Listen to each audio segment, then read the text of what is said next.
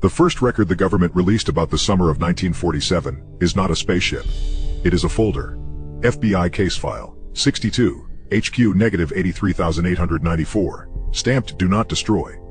The flying disc story does not begin in the sky. It begins in paperwork. Inside the file, a kept clipping marks the moment the word disc entered the record. On the 24th of June, 1947, a Boise pilot named Kenneth Arnold reported 9 objects flying in formation over the Cascade Mountains. At first, the clipping admits his account was taken lightly, then the reports multiplied. The same clipping counts 200 people who watched discs over one Idaho group, 60 in another, and sightings spreading across 33 states. By every measure the file records, a wave was underway. What kind of wave is the harder question. It is worth being precise at the start. The file establishes a surge of reports. It does not establish that they all describe the same thing, or that any solid object was ever there.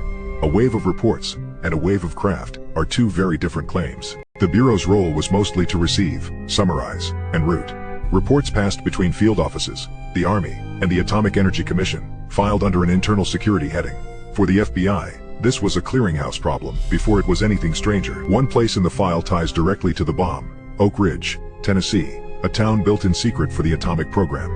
In July 1947, a resident named W.R. Presley was photographing his family outside his home when he looked up and saw something in the sky. The atomic sites do appear in these records, Oak Ridge, and elsewhere Hanford and Los Alamos. That is worth marking. But a cluster inside a file is a fact about the paperwork. Whether the sky itself favored these places is something the documents do not prove. This was the shape the reports kept describing: a disk, in clear daylight, simply present against the sky.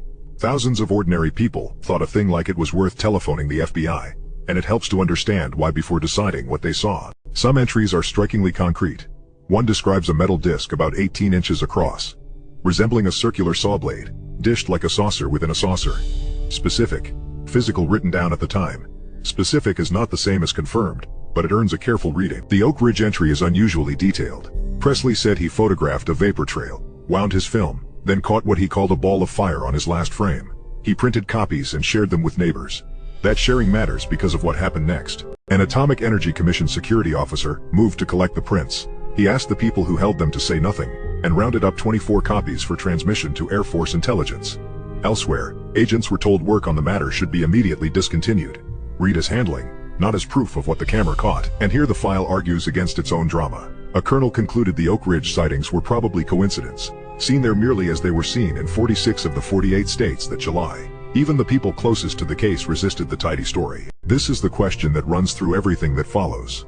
Did the 1947 reports concentrate around the bomb? The honest answer from this file is that they include nuclear sites, but do not prove a focus on them. That reading stays a hypothesis to be tested, not a verdict. Picture only what Presley described: a trail crossing the late afternoon sky over an ordinary residential street, then a small bright mass above the rooftops.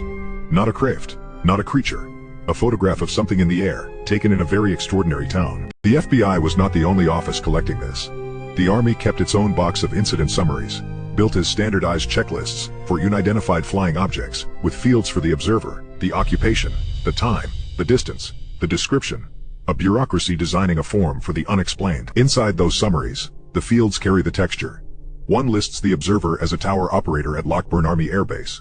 Another notes occupation lines, and slots for distance, time, and disappearance. This was what taking a report seriously looked like, even when no one knew what the report was about. By 1949, the surprise had faded, but the reports had not. A file from the Lowry Flight Service Center shows disc sightings written up under a standing flight, service regulation, and routed through military air, transport and communications channels, handled like any other message traffic. Watch the transformation.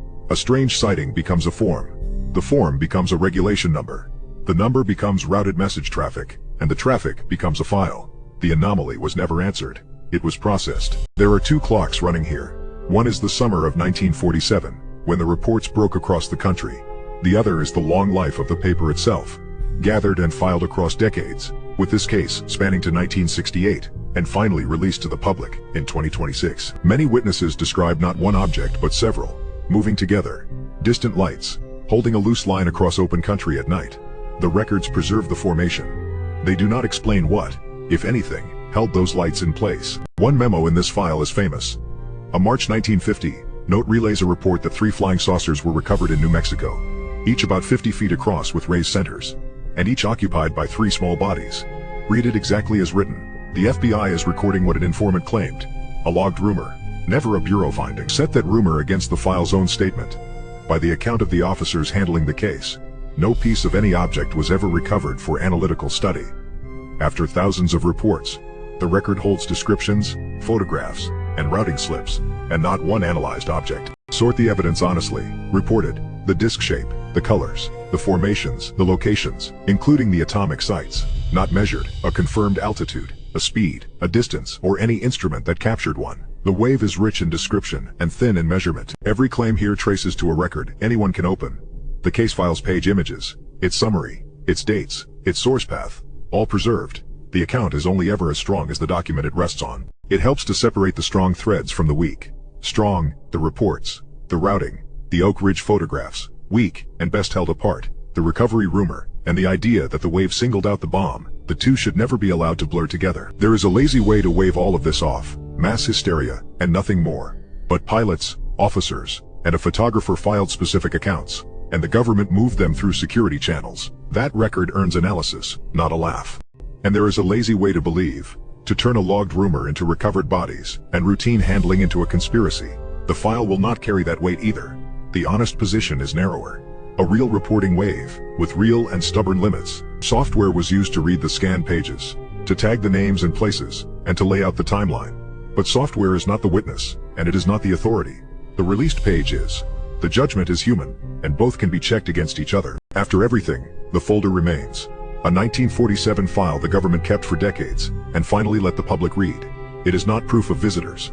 It is proof that something real happened in the records, and that it was never fully explained. From a nationwide wave of reports, the trail narrows to one stretch of desert, where the strangeness would not stop.